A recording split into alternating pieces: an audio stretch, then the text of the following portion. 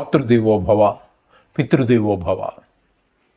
నేను మీ శ్రీధర్. ఇప్పుడు మనము డిసెంబర్ నెల 2025 సంవత్సరం గోచార ఫలితాలు ఏ విధంగా ద్వాదశ రాశుల వారికి ఉన్నాయనేది తెలుసుకునే ప్రయత్నం చేద్దాం.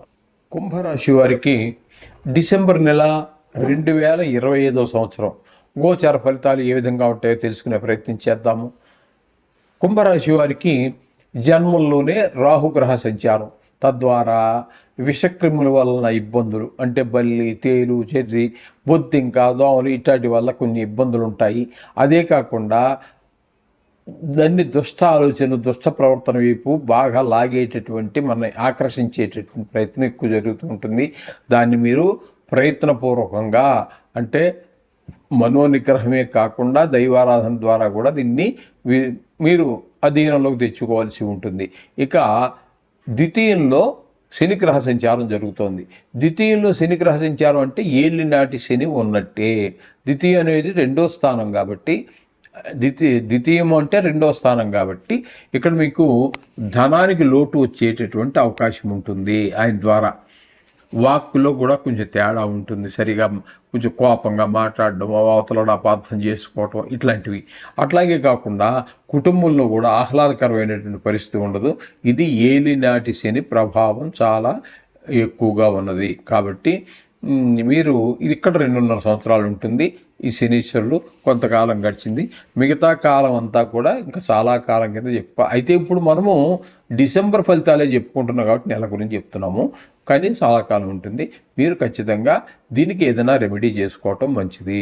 అలాగే రాహు కూడా సంవత్సరం పాటు ఉండేటటువంటి వాడి కాబట్టి ఆయనకి కొంత మీరు చేసుకోవటం మంచిది. అలాగే కేతువు కూడా చేసుకోవటం మంచిది. ఆయన కూడా రాహు ఇక్కడ ఈ రాశిలో అంటే కుంభరాశిలో ఎంతకాలం ఉంటారో కేతువు కూడా సింహరాశిలో అంతకాలం ఉంటారు. ఇవే దుష్ప్రభావాలు చూపిస్తూ ఉంటారు కాబట్టి ఆ విధమైన ఫలితాలు ఉంటాయి. ఇకపోతే గురువు యొక్క సంచారం తీసుకున్నట్టయితే 6వ స్థానంలో అంటే కర్కాటకంలో ఒక 6 రోజులు సంచారం చేస్తున్నారు. అంటే అక్కడ గురుబలం లేనట్టు లెక్క. 6వ స్థానంలో ఉన్నప్పుడు కొంచెం అనారోగ్య పరిస్థితులు ఏర్పడుతూ ఉంటాయి. అప్పులు చేయవలసిన పరిస్థితి ఉంటుంది. ఈ విధమైనటువంటి అన్నీ ఉంటాయి. ఇకపోతే తర్వాత 6 రోజుల తర్వాత అతిచారము వీడి పంచమ స్థానం అయినటువంటి మిథునంలో ప్రవేశిస్తూ ఉన్నారు.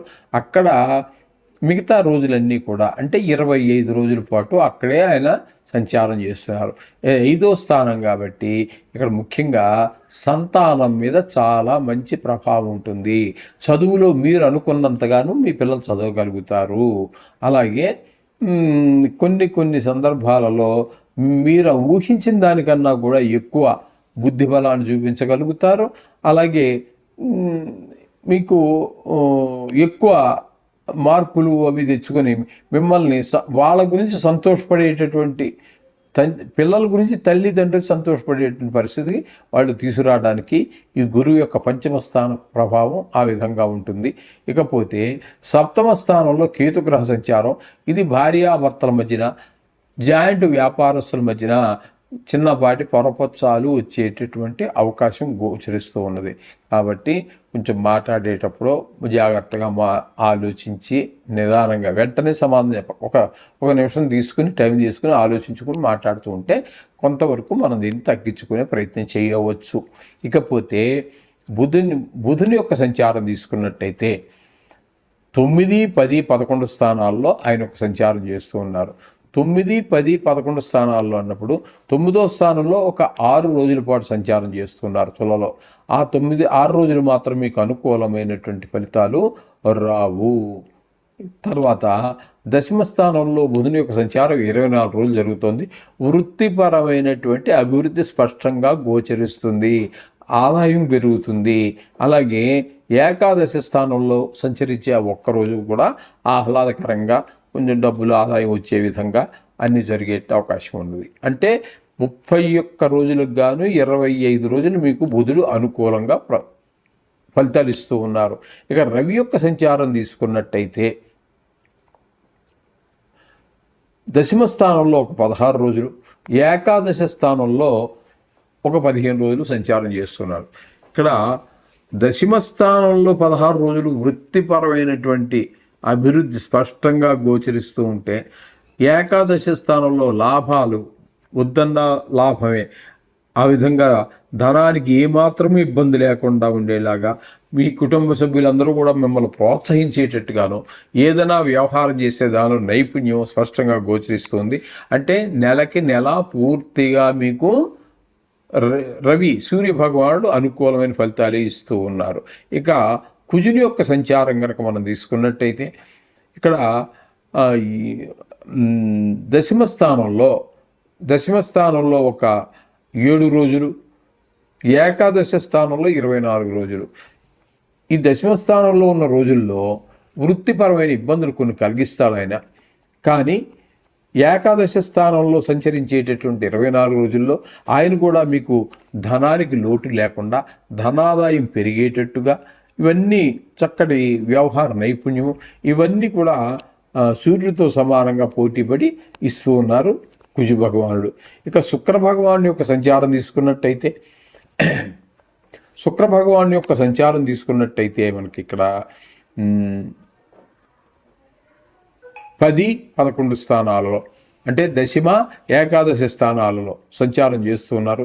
దశమ స్థానంలో 20 రోజుల సంచారం మీకు వృత్తిపరమైనటువంటి అభివృద్ధి స్పష్టంగా గోచరిస్తుంది. అంటే లాభాలు పెరుగుతాయి, అందులో ప్రమోషన్, కొంతమందికి ప్రమోషన్ వచ్చే అవకాశం ఉండవచ్చు. ఇట్లాంటివన్నీ దశమ స్థానంలో ఉండగా గోచరిస్తున్నాయి. తదుపరి ఏకాదశంలోకి వెళ్ళాక ఈ అభివృద్ధి యొక్క ఫలితాలు ఏవైతే ఉన్నాయో, లాభాలు రావటం అనేటటువంటిది, ధనలాభం, ఇవన్నీ కూడా ఇందులో కనిపిస్తున్నాయి.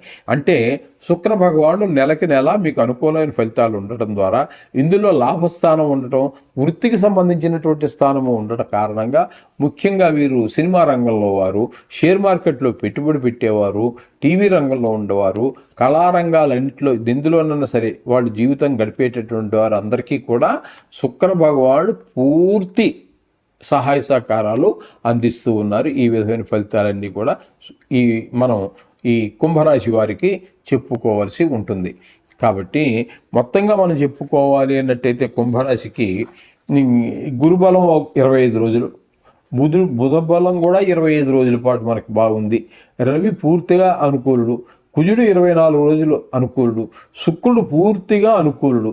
అంచేత మనకి 2 గ్రహాలు పూర్తి అనుకూలంగాను, 3 గ్రహాలు పాక్షికంగాను అనుకూలంగా ఉన్న కారణంగా మనం కుంభరాశి వారికి కూడా చాలా బాగుంది అని మనం చెప్పుకోవచ్చు. అందులో ఎటువంటి సందేహం లేదు. ఏదేమైనప్పటికీ కొన్ని గ్రహాల ప్రతికూలత ఉంటుంది. బాగున్నప్పుడు కూడా మనం ప్రార్థించాలి. మనకి చెడు ఫలితాలు ఇచ్చేటప్పుడే కాదండి, మంచి ఫలితాలు ఇచ్చేటప్పుడు కూడా ప్రార్థిస్తే మరింత సంతోషపడతారు. మీకు వాటి యొక్క దుష్ప్రభావాలు ఎప్పుడూ కలగకుండా కాపాడడానికి అవకాశం ఉంటుంది. ఈ విధమైన ఫలితాలన్నీ శుభం.